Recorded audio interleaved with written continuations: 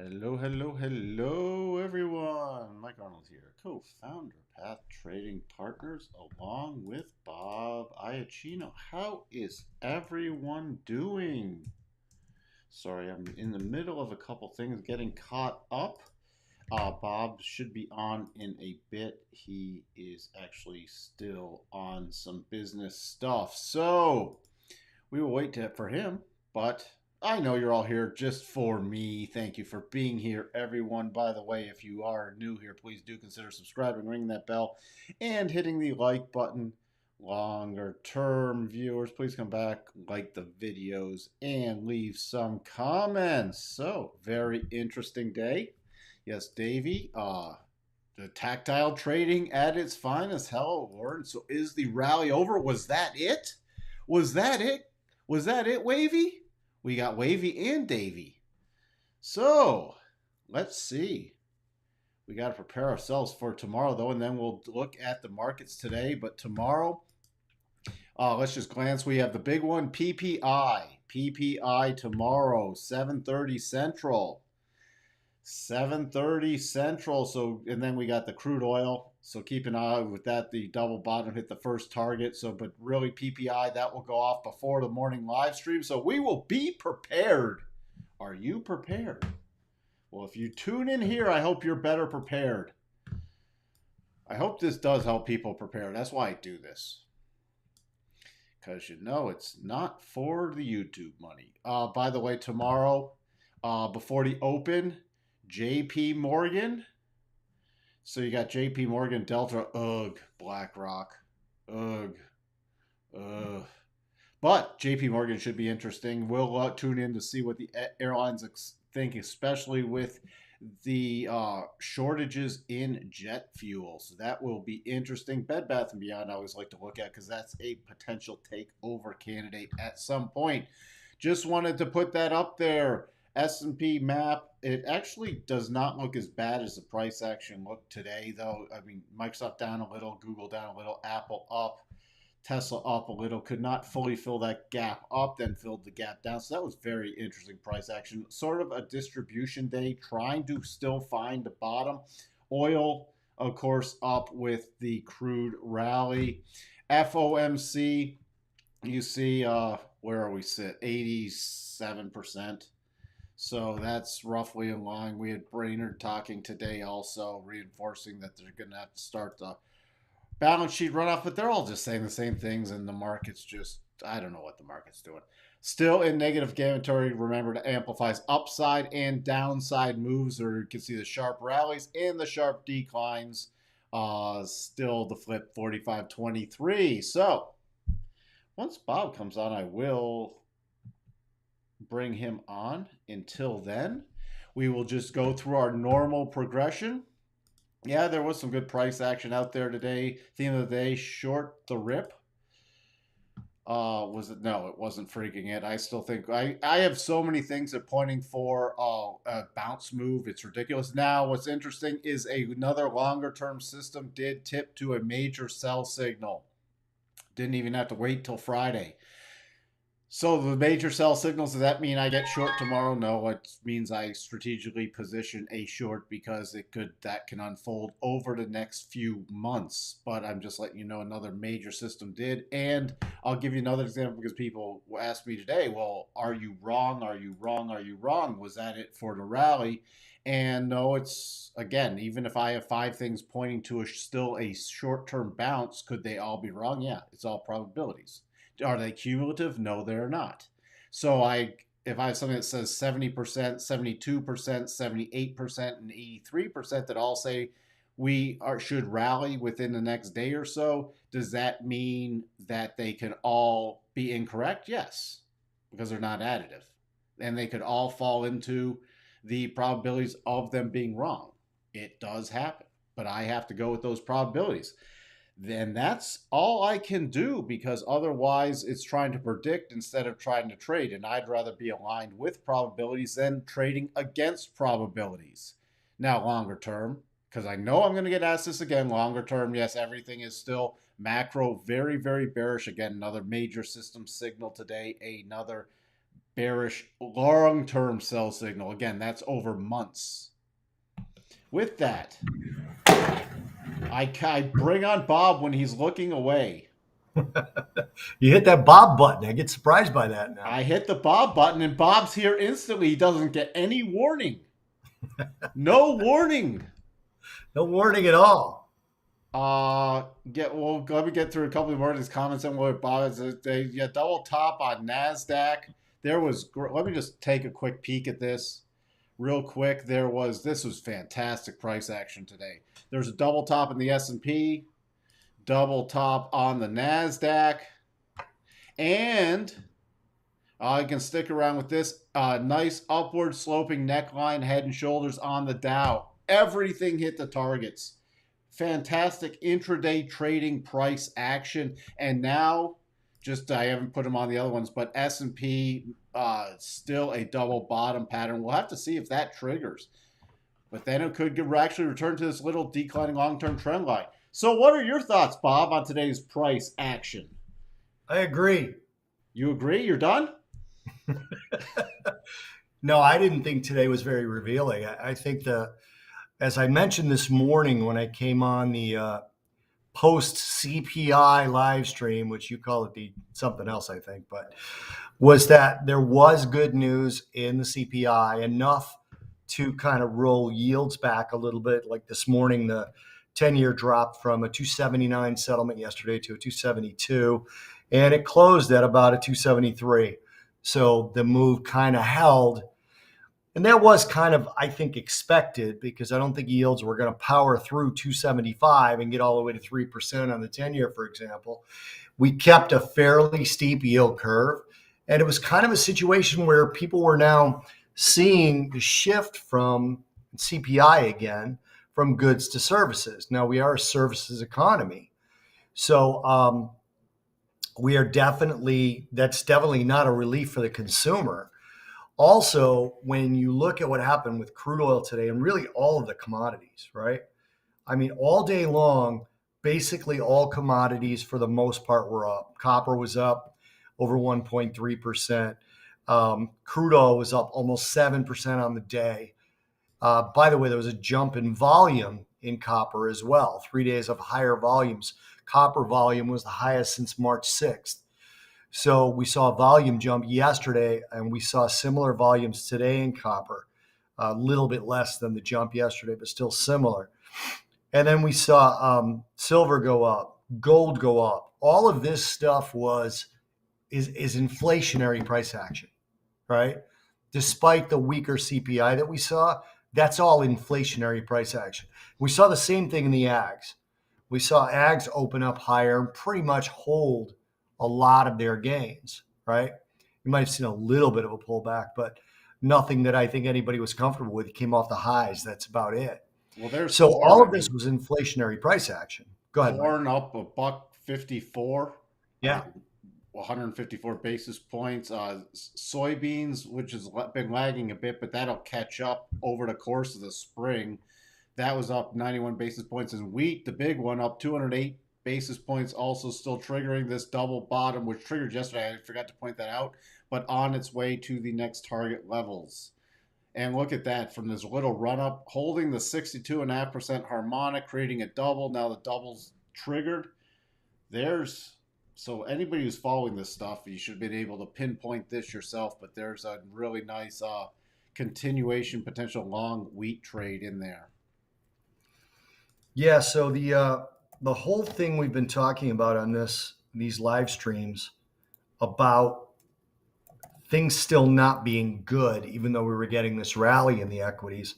I mean, I basically still feel the same way about it, right? You're looking at a situation where, yeah, we had a nice rally there, and a lot of people, I think Wavy was one specifically who said this is hard to watch without being involved. And, I totally feel you on that. I totally understand why that's the case, but I didn't have any sort of buy signal that I could be in that made me comfortable. So I would have rather just watch it from years and years. I came in a little bit late, obviously, but I heard Mike talking about things not being additive. If if I would have just jumped into these trades because I just thought, you know what, it's going up, I can feel it in my gut, this and that, it goes completely against the way that I look at the markets overall, right? Fundamentally, even though I don't trade fundamentals, I felt like there was more downside than upside. We obviously that hasn't happened yet. This upside that I missed out on is way more than the downside that is currently in place. But I just feel like we haven't washed out. I really do. I feel like we haven't washed out, and I feel like people don't realize how serious the Fed has to be. We had a conversation probably 3 weeks ago about what success needed to be in inflation. I heard one of the probably most bullish analysts. I'm going to look on my Twitter to remember his name as I'm talking about this, but he was on Bloomberg talking about how things were still good and talking about how consumers were sitting on a bunch of cash. He's at Renaissance Global, I believe. And I reached out to him and said, I don't understand what cash you think consumers are sitting on because we have a declining savings rate right now. It's pretty dramatic, actually. If you guys want, I'll put the chart up, but I sent it to him in my Twitter. I'll probably find it when I stop talking. But essentially, he said, we're talking about stockpiles. The data that you get on the savings rate is rolling. Well, but if the savings rate is declining, here it is, Neil Duda of Renaissance Macro. This is the chart of the savings rate. And Mike, I'll send this to you. You can put it up if you want to. Yeah. If you see that red line, that shows you the last time the savings rate was where it is now, and that was 2014. Yeah. Okay, so put it up. Yeah, I'm going to send it to you right now. All of the savings rate. Can I send you this tweet, or you need me to send you the image? Can you just send the image? I'll send you the image. Yeah. So essentially, the savings rate is where it was in 2014.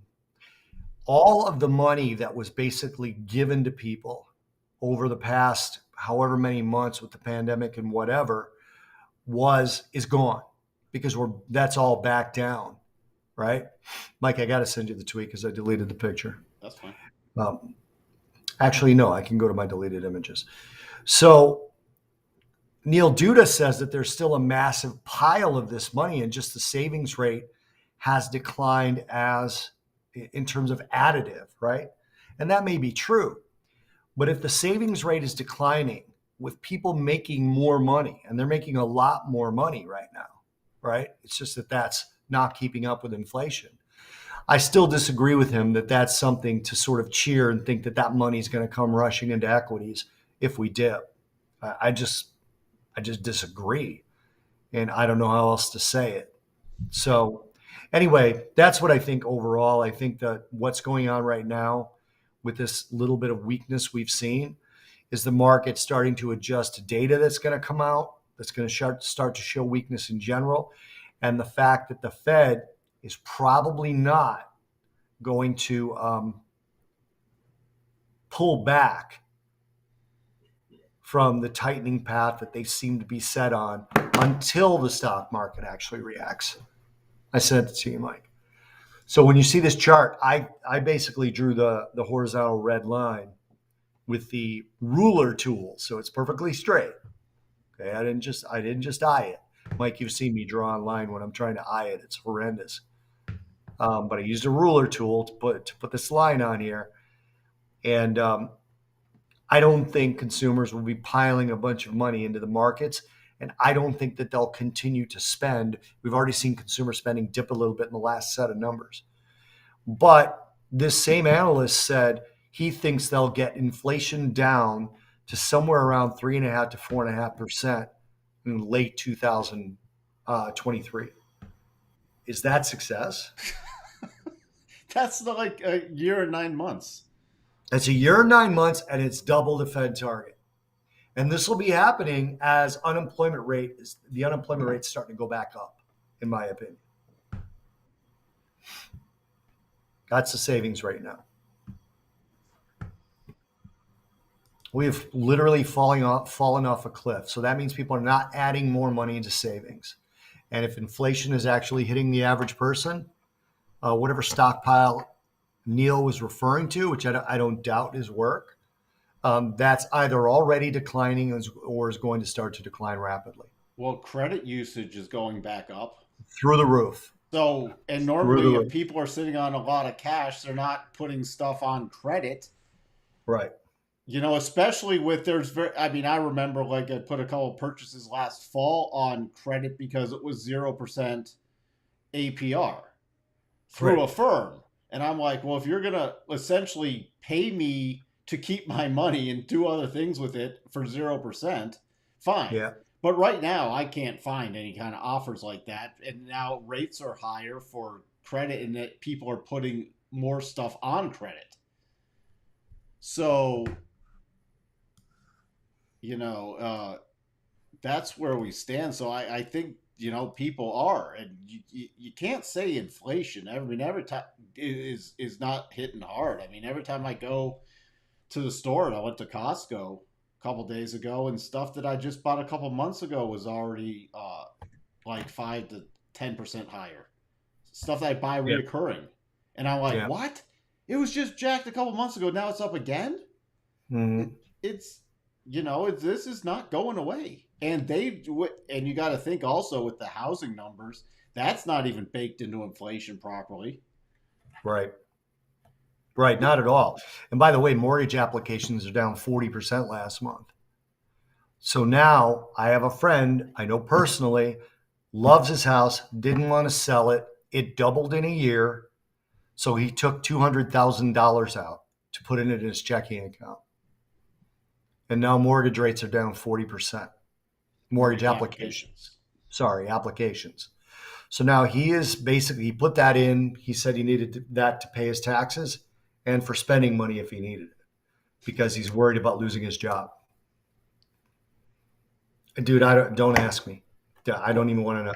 I Put up that Twitter profile, would you? And I could talk to Wavy about the podcast real quick. I put sent up. you a Twitter profile. I just texted it to you. Hold on. You expect me to run the show? Go to get all this stuff coming in.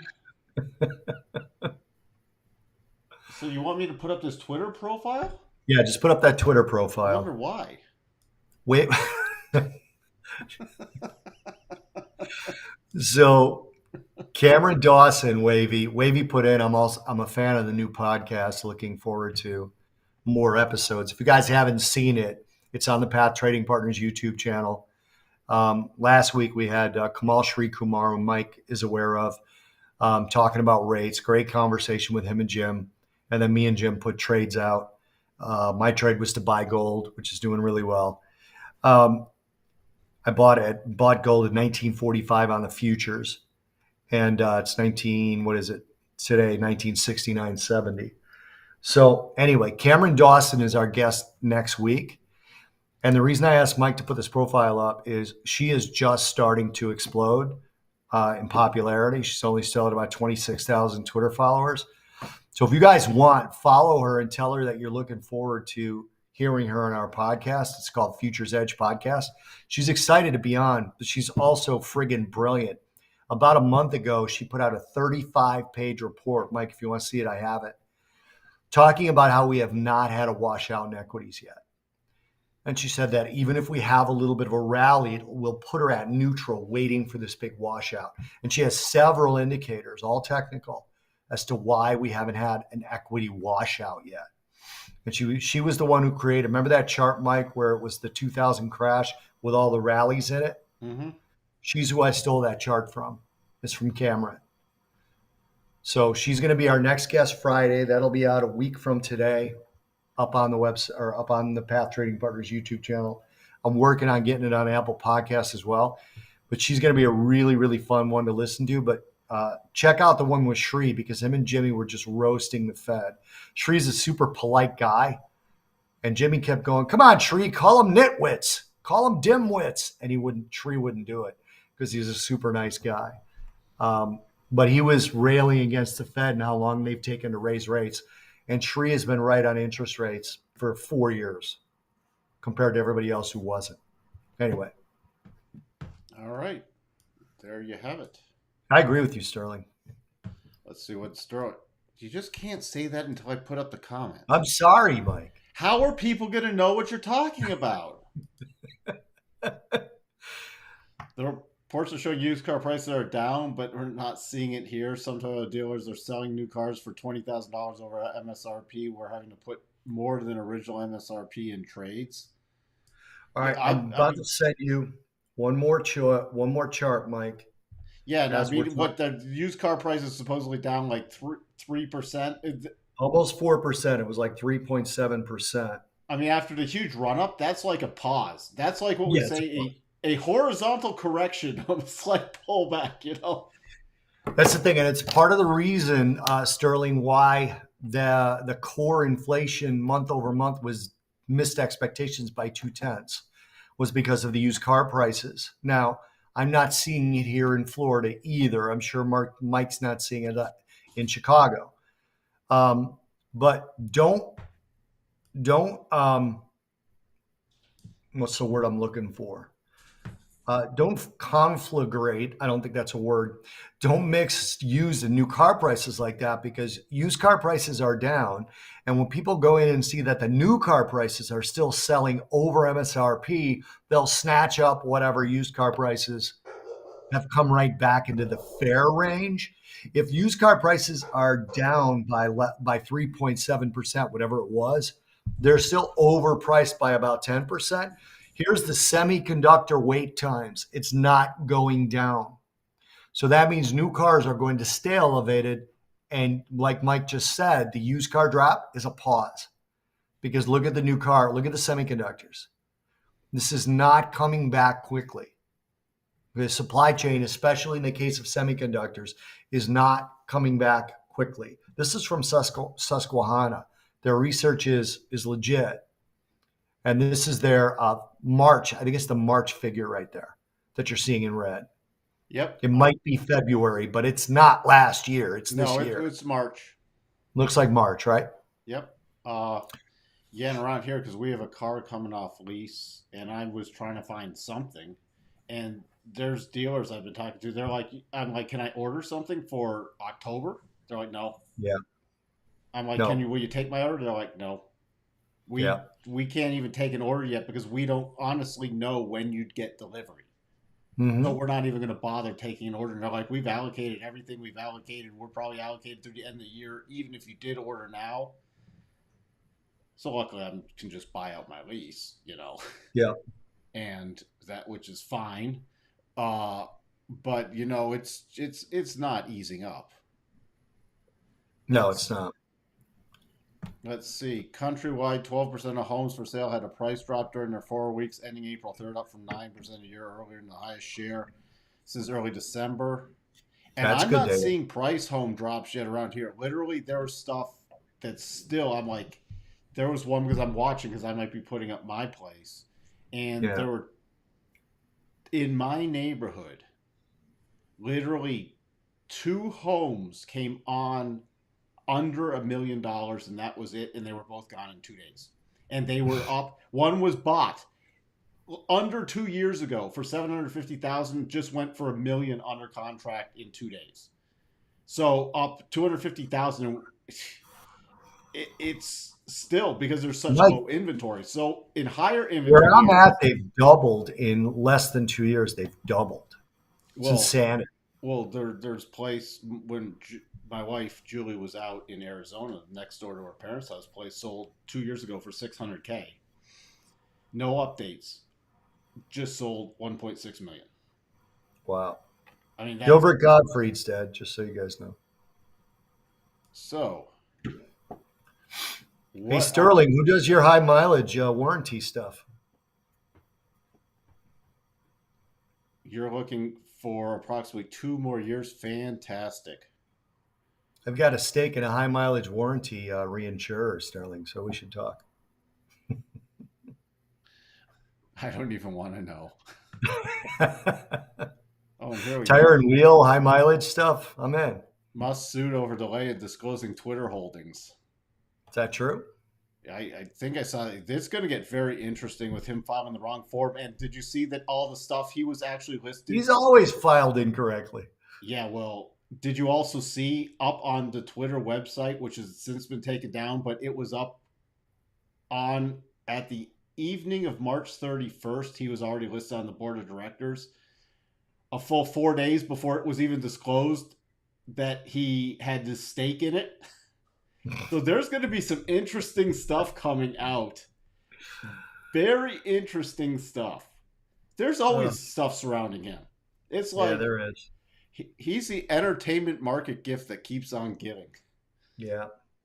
Uh Oh crap! I'll be right back. okay, well, let's see. No, Chip you're Mango's good. Keep looking talking. horrendous on daily, weekly, and video and AMD, by the way. Uh Taiwan Semiconductor. What is it? I forgot what the it's TSN, right? I just forgot. Shoot. Why do I blank out? Taiwan. All There it right, is. I'm here. TSM. There it is. Sorry about that. TSM, remember, we have this massive long term sell signal. It would be interesting to see if this just keeps going down or we get another slight pop. But this, again, expecting longer term sell signals on this. Still watching for that bounce, though, in NVIDIA. Again, short term bounce. Uh, although we're down in quadruple bottom pattern, so it will be interesting to see if that breaks. And let's check in on AMD. Again, stuff's getting so oversold, but these bounces, AMD just hit the next harmonic, so I'll be watching for a potential little bounce play in AMD with a gap fill, but that would just be for another short-term bounce. Let's see what else. What else do you want to touch on, Bob? That's really all I wanted to touch on. And the crude oil. The last thing about the crude oil thing is there's some analysts that think. Oh, and copper thing too. But there's some analysts that think that China's demand is coming back a lot quicker than people think. That it'll just be like almost an overnight thing when their demand for crude oil comes back.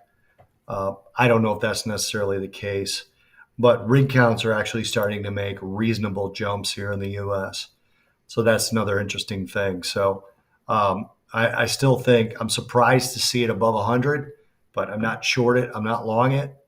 I don't know how long this will last. It's a good chart, but I don't have a position either way. And then copper, Goldman Sachs bumped up for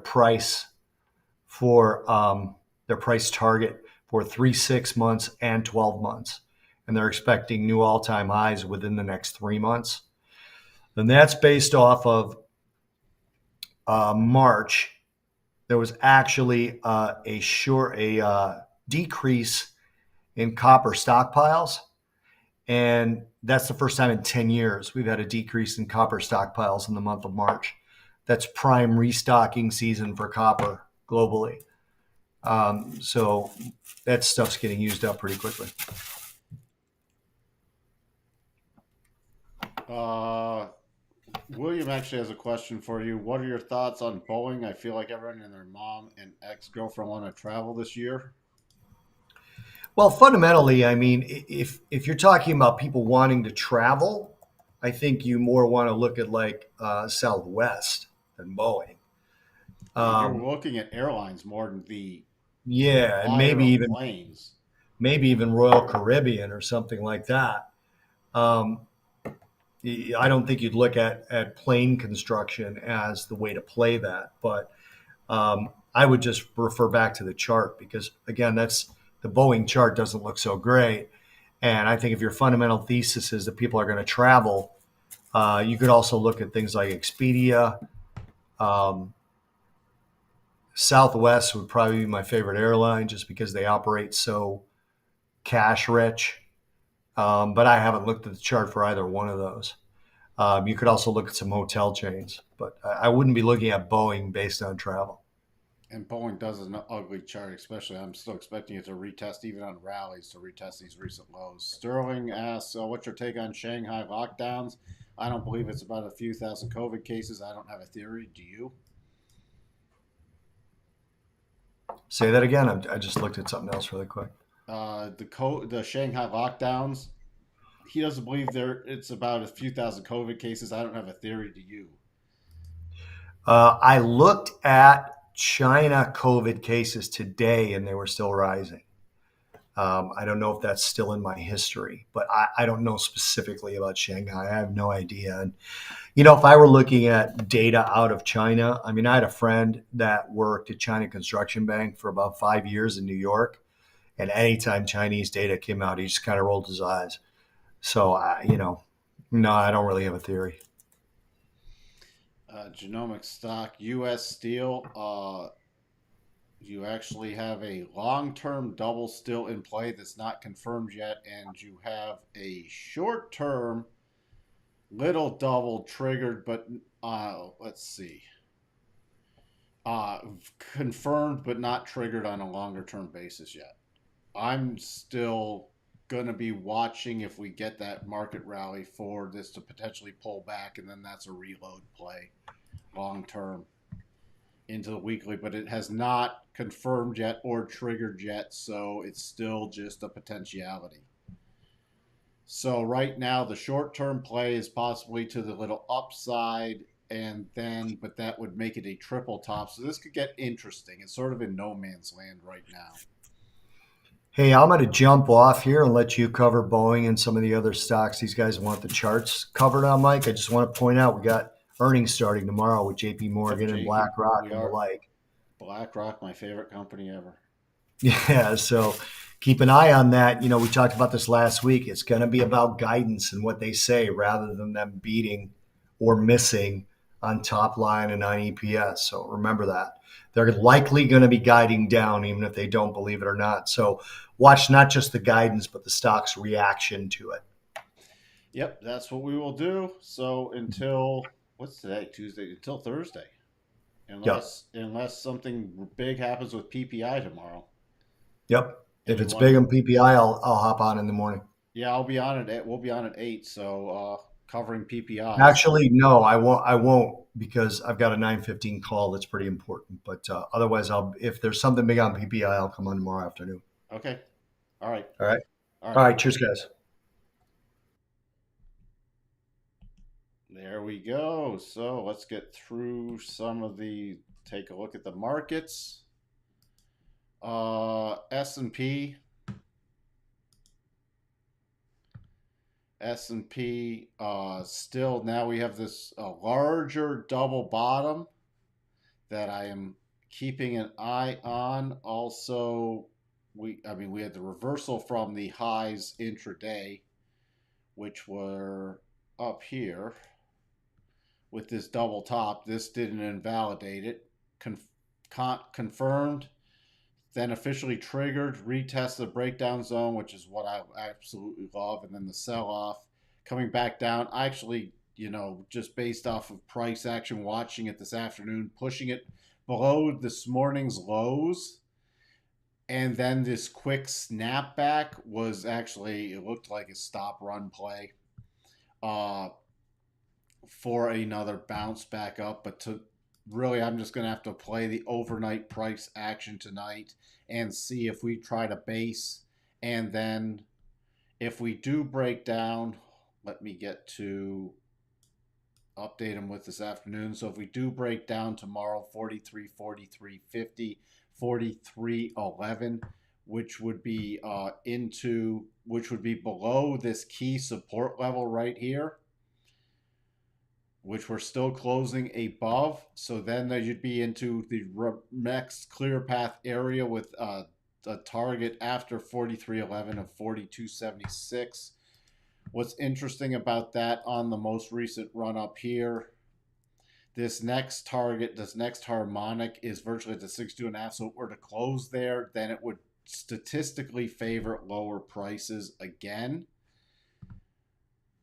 To the upside, again, I really don't have a lot based off the 4 hour. This is an advanced clear path move. You see clear path up, clear path down. So trading back into this and based off negative gamma could still accelerate to the upside. And if you do break the lows with momentum, we'll accelerate to the downside. That's just where we're at.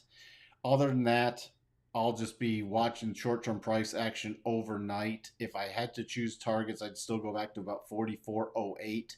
Then upwards to about 44.40.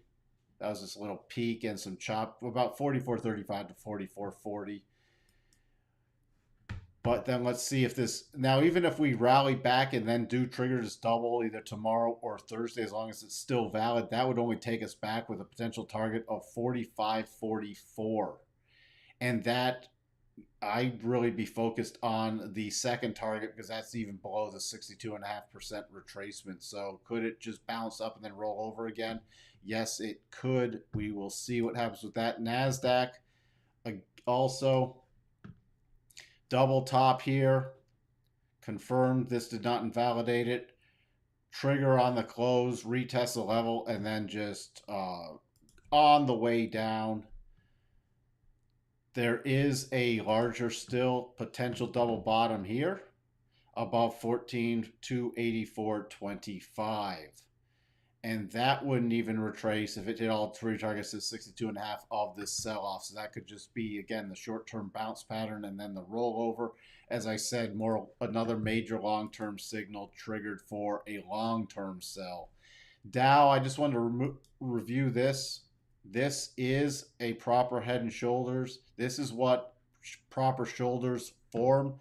Shoulder, head, shoulder. This has a proper separation from them. This happens to have an upsloping neckline, which is good. Let me show you how to draw this.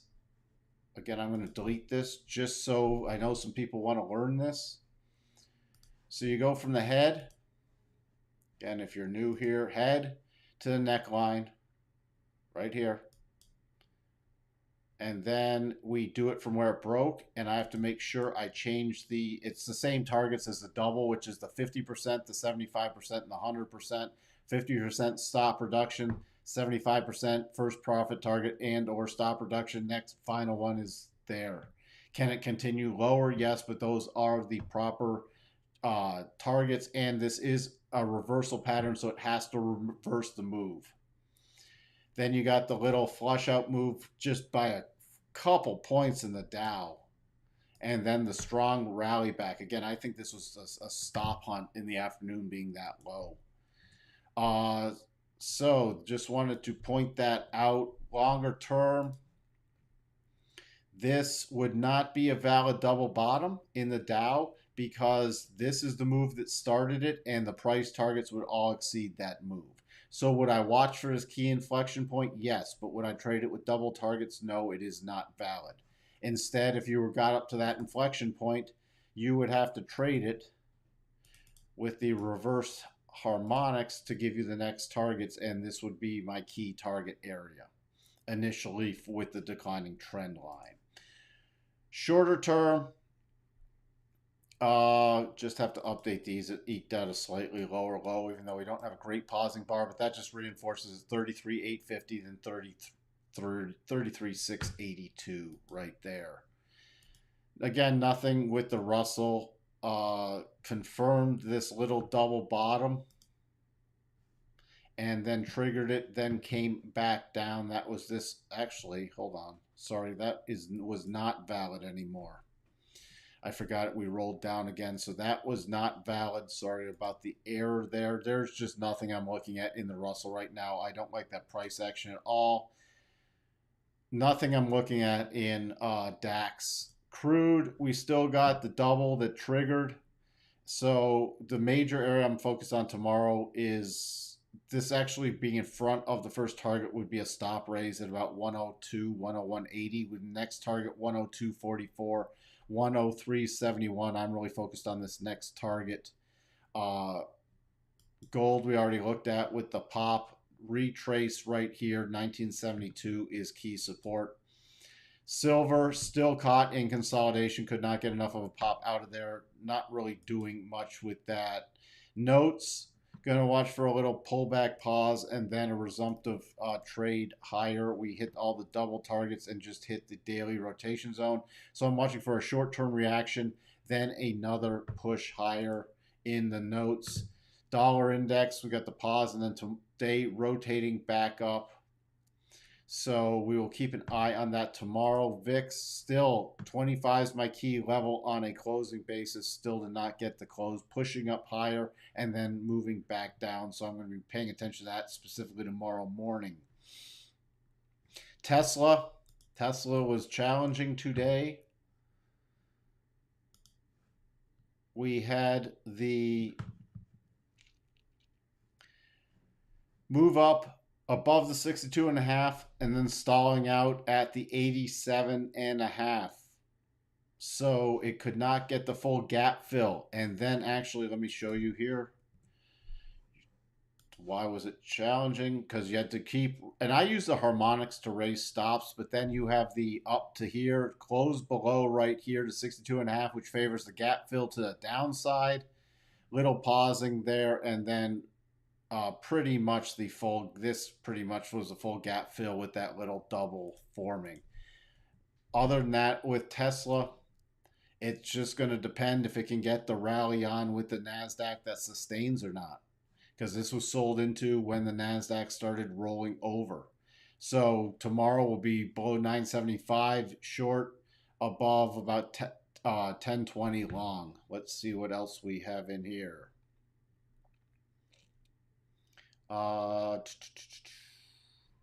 Can we analyze JPM?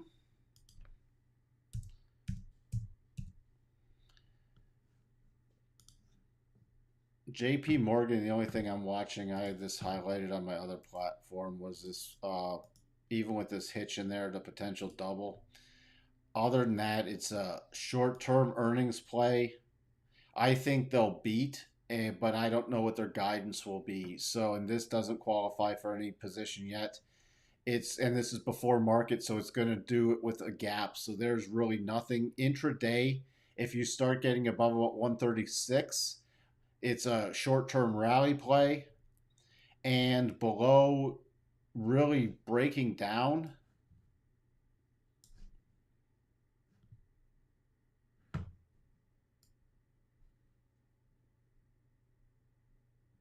Come on.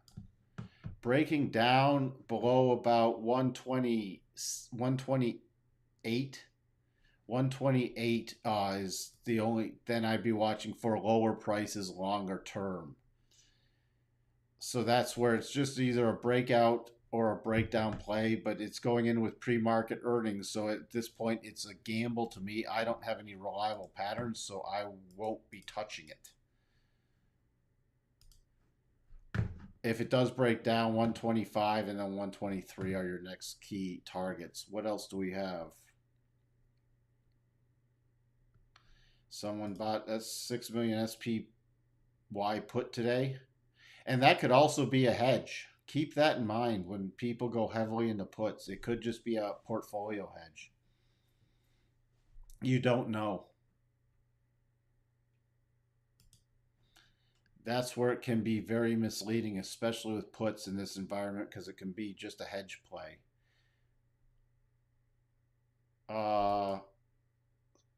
Thought the CPI did the expectation the market tanked today. Thought the CPI did the expectation. It did better on the core, and we got the rally, and then we mainly, once Brainerd started talking and everything else, the rally got sold into. Again, it was about the unwind of the balance sheet in June, but this is more of a distribution day still. Rally up. Let me get back to the S&P. Rally up, retrace move, trying to just shake out both sides. And that's why still I'm at cycle bottom, still watching for that rally. Still have probabilities for the rally. It does not shift. This was not the rally. This was not the rally. So does that mean do you just go buy? No. I need at least a trigger, and I don't have a good long trigger yet. That's why I'm going to have to watch the European session. You're stuck in AMD calls and didn't get out this morning. Do you think we're going to have a bounce tomorrow? That's what I will be watching for, but everything tomorrow is based off of, and right now AMD again hitting a harmonic, hitting a significant level right here, which prior resistance becoming support. Cycles all at the bottom, deeply oversold. A lot of chips are oversold, so anything would just be a short-term bounce for me. But again, it's all going to be hinging on Europe price action and tomorrow morning. There is not a great pattern here, though. Besides, we have divergences setting up both on cycles and on RSI. So at this point, if I was holding something for educational purpose only, like that I was, and again, you shouldn't. I don't like when people say I'm stuck. Whenever you get in a position, you should know where your stop loss is. So if it hasn't hit a stop loss, then you're not stuck. You just have a position moving against you. If it's hit your stop loss and you didn't follow it, then you're stuck, and now you do legitimately have a problem because you didn't follow your trading plan. And if you didn't have a stop loss, you shouldn't be in a position. Would I hold through tomorrow? Yes, easily, because of all the conditions that are potentially set up. Does it have to bounce? No, it does not. That's why you have to know where your stop and your risk is before you get in any trade, because hope is not a plan. Serious question. Since you were a market maker in the past life, how much of this volatility is actually created by market makers? Not a lot of this volatility is created by the market makers. They can't do that much. It's more just the overall trading cycles and everything else. The market makers aren't specifically triggering a lot of this volatility. A lot of this volatility is now due to just at this point, the negative gamma and the overall rotation and distribution patterns. You have a lot of selling in with some the bigger boys are in distribution mode. The smaller people, a lot of it's still being picked up by retail. I want to peek at ARC though. And not much going on happened today in ARC. Little rally. Well, I'm keeping an eye on that to see if we start getting squeeze play going. If you watch social media, you will believe that retail is simply here to be robbed by market makers. That's why most people don't know what they're talking about. Are there games that get played? Yes, but it's generally not by the market makers. Can markets get pushed around to key levels slightly? Yes, they can. But you're not getting this kind of volatility. You're not getting these kind of moves due to market makers. Okay? This is not just one person or one firm, unless they're executing a huge order. It's not just one thing. You're not getting this kind of volatility. This is a bunch of participants. And again, we're in just a very volatile cycle with everything that's going on, and you have negative gamma, which amplifies every move. It's why I keep pointing it out. So you're going to get it up to the upside and to the downside, because negative gamma on hedging, especially when you get these super volatile moves, if I'm hedging a negative gamma position, I have to be buying into it. Then it reverses. I just bought. Now I have to start unwinding when I bought and sell back with the dip.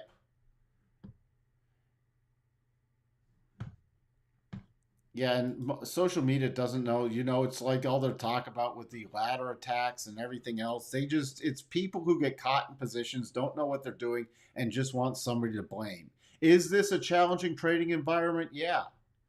But a lot of the traders that you see now started with the COVID crisis, and this is the market they're used to. They're not used to this. So it's the market makers. Here it was never the market makers. Here, it was always because it was always buy the bounce. And here it's just we're in high volatility. I mean, if you take a look at ATRs, let's take a look at your ATR.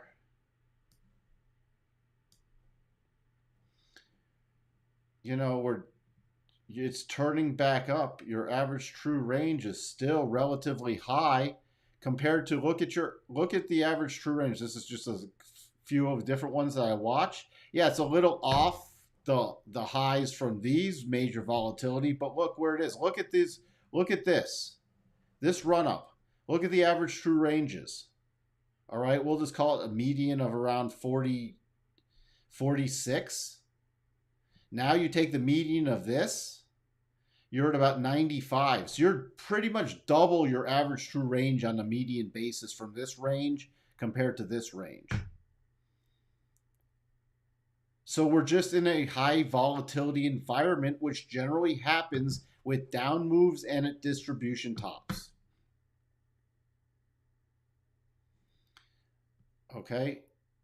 See, you again with the big sell-off, you had the major spike in ATRs. Then it calmed down with the rallies. You get the ATRs diminish, and you get much more stable price action.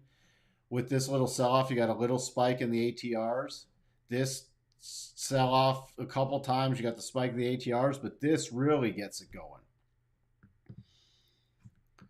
So that's just the nature of the environment we're in. It's not due to market makers trying to screw you. Yes, and I think, as I said, there are still games to be played. For example, once you got down here in this area this afternoon, okay, right near this morning's lows. So, because this, all right, could this be pushed around by a big player to sell a bunch and then buy into the dip? Yeah, you sell a bunch of S&Ps, pushing it, breaking it below this, and then you just have your buy orders triggered to try to trigger stops to buy into. Yes, that can be a little short-term manipulation. Was this a short-term manipulation? No. This was natural unfolding price action. When stuff gets near its lows, and I spot this kind of stuff and watch the tape and watch there's a lot of bids getting hit, then a lot of just, all right, there's all this, then there's resting orders to absorb it right below prior key lows. That can be very short-term manipulation. Very. But when manipulation is a strong word, because you're just saying I'm selling into something to try to trigger it to go down, and then I have my short-term orders right below that. But this, you can't say this was all caused by even, unless there was a massive, and I didn't see anything on the tape where it's just a massive block of selling orders. There was some decent selling in here, but it wasn't just a mass selling order.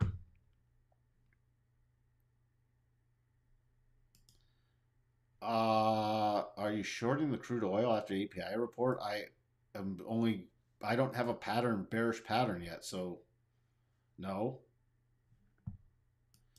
When will the distribution and Fed speaking end? Who knows when the Fed speaking is going to end? Those will probably be constant for the next few years. The distribution will end when we start breaking.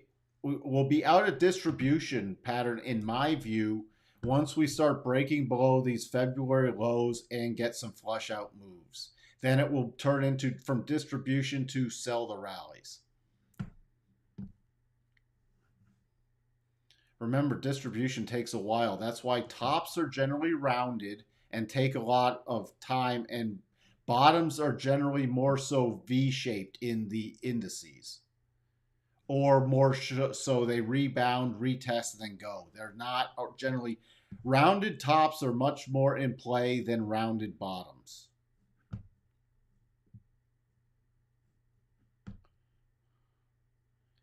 Do I think the SPY will be at 424 by Fed Day? I mean, 424 isn't much lower. I mean, Fed Day, we're still in May. Yeah, I could easily see that. I mean, my 62, yeah, I could easily see by Fed Day we'd be lower because longer term I'm bearish. So we could get that pop and then the rollover play easily by then.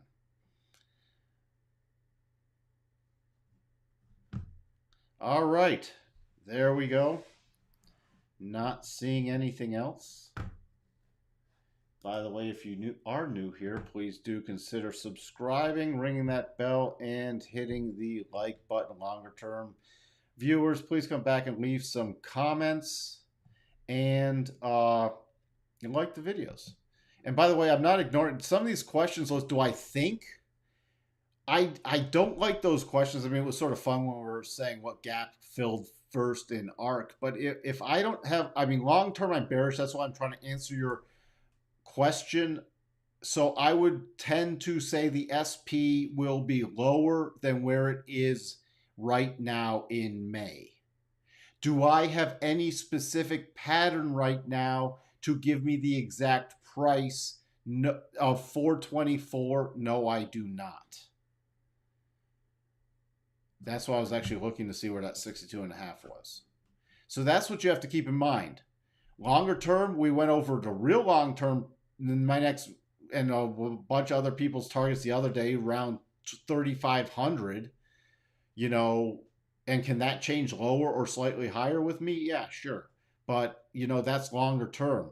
Do I know the exact timing it's going to get there? No, and it probably won't get there by mid-May. It'll probably take a lot longer than that to get there. But mid-May, if I had a great little pattern here, that but still it's all timing. Like a double could be complete in a day, a double could take a week, a double could take 2 weeks. That's where sometimes timing gets challenging to get to the full patterns. I just get sick of reading all the conspiracy theories about what they do. Again, people just want something to blame because a lot of people don't know how to trade. And a lot of people think, when I say, I get this stuff with, oh, you've been watching for a bottom. Yeah. And when there's setups, you execute it. Just because you have a potential doesn't mean, remember how many potential doubles have we seen that don't trigger? Just because there's a potential doesn't mean they have to trigger. And trading the probabilities are very different than trying to say, here, just I think. Well, you still have to trade something. You don't trade what you think. You trade a pattern. And when I say, look, I'm expecting a bounce, we're still cycle bottoms, RSI oversold. We have percent B buy signals, but as I said this morning, there was that little mini double before we got that bigger rally on. And then we had those double tops. Does it mean you don't trade the double tops? No, you trade the double tops. If you get a great bottoming pattern, you trade the great bottoming pattern. But enough people don't even have that. Enough people don't even have a strategy. They just do something because a bunch of other people are doing it. And then if it goes against them, they want to blame somebody. But that's not a long term reason for trading. That's not a long term pattern for success. So I try to teach something, at least learn something. I don't care if you trade the way I trade. I could care less. But what I try to instruct is consistency. Sometimes I'll add in some new things because there's a lot of longer term members here, and I do follow a lot of things that I haven't want to overwhelm people with. But overall, if you see, I mean, when you ask a question, you can see me. What is the first thing I do? I do harmonics. Why? Because I want to see where the key levels are. I look at the rotation zone. Why? Because I want to see that. You don't see me going up, throwing up brand new indicators every day. And I also do a lot of stuff like there's a lot of Elliott wave counts that we should be up for a little rally now in the S&P, but we have to wait for some confirmation. We still have that potential double. That's what I'm watching now. Could there be a trade before that double triggers to the long side? Yes. Could there trade to the downside? Yes. This is why we're in that tactical trading mode around a long-term bearish potentiality. So I'll leave it as that. I notice a lot of companies are doing stock split now. I don't think it will help the price to go up during this. I like this, the beer market. We should all be trading the beer market. I know you mean the bear market.